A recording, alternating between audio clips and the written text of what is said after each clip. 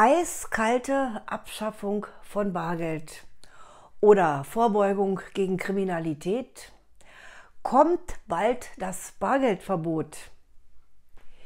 Was hat es mit der Bargeldobergrenze auf sich? Was ist konkret geplant in dieser Hinsicht? Darauf, was jetzt gesetzlich durchgedrückt wird, und zwar schon zum 01.01.2023, komme ich im Laufe des Videos zu sprechen. Und was bedeutet das für die Rentner? Mehr dazu gleich. Mein Name ist Jutta Martin, ich bin Rentnerin und berichte über aktuelle Themen zu Steuern und Renten. Sichert euch auch hier unter diesem Video den kostenlosen Report zur Vorbereitung der Steuererklärung und eine Checkliste ebenfalls gratis, speziell für Rentner.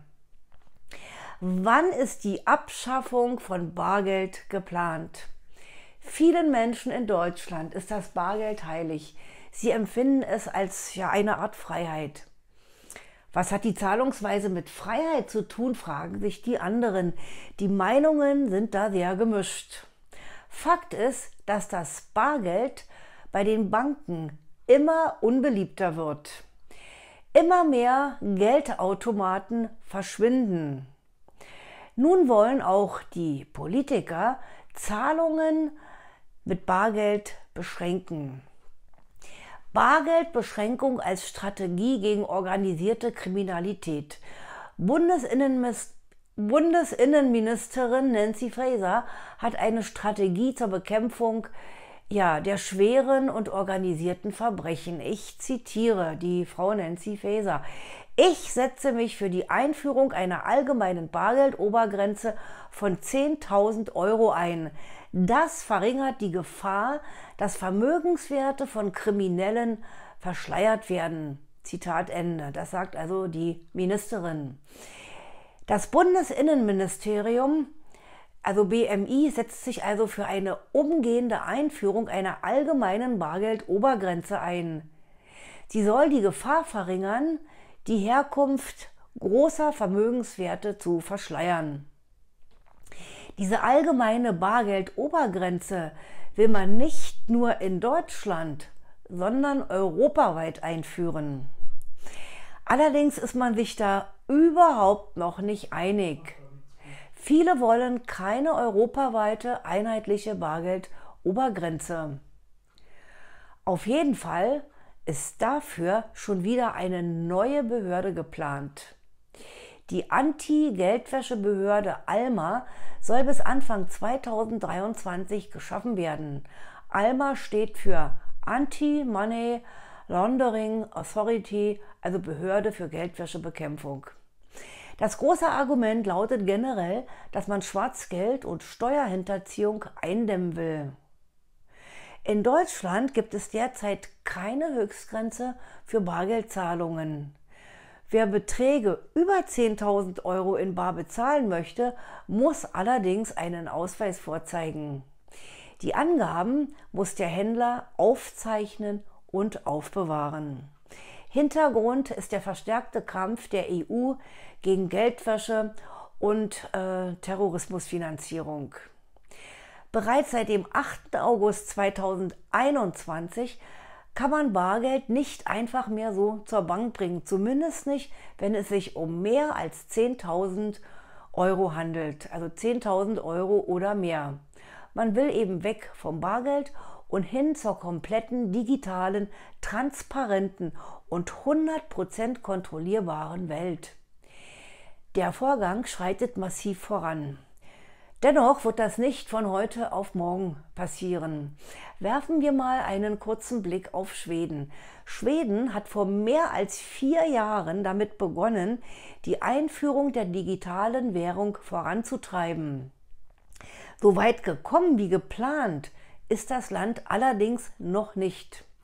Dennoch ist das Bezahlen mit Bargeld in Schweden immer seltener möglich. Schweden will das erste Land werden, das Bargeld komplett abschafft.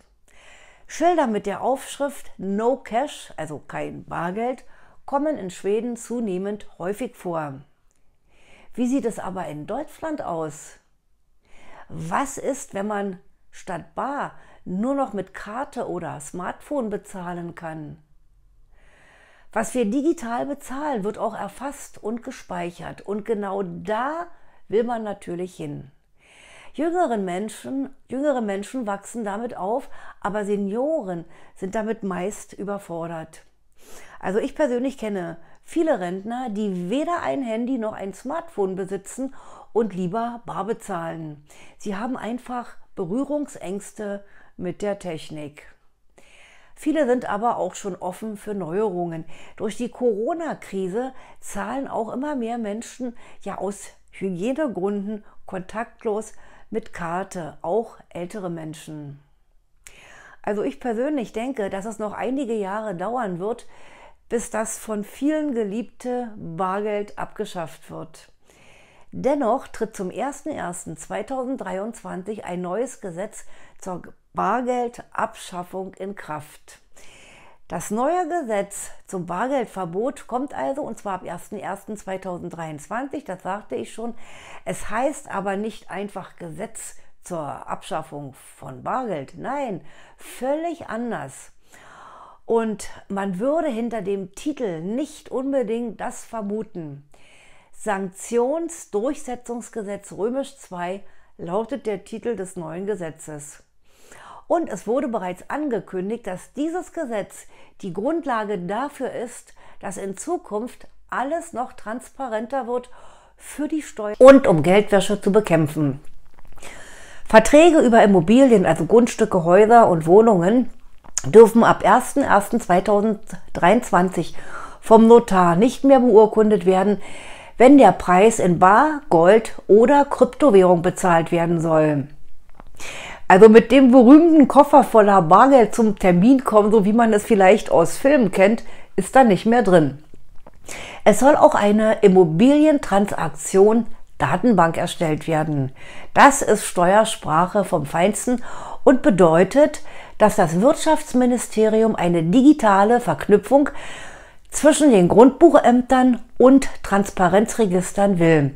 Also in den Grundbuchämtern sind die Immobilien eingetragen und im Transparenzregister sind die Firmen eingetragen.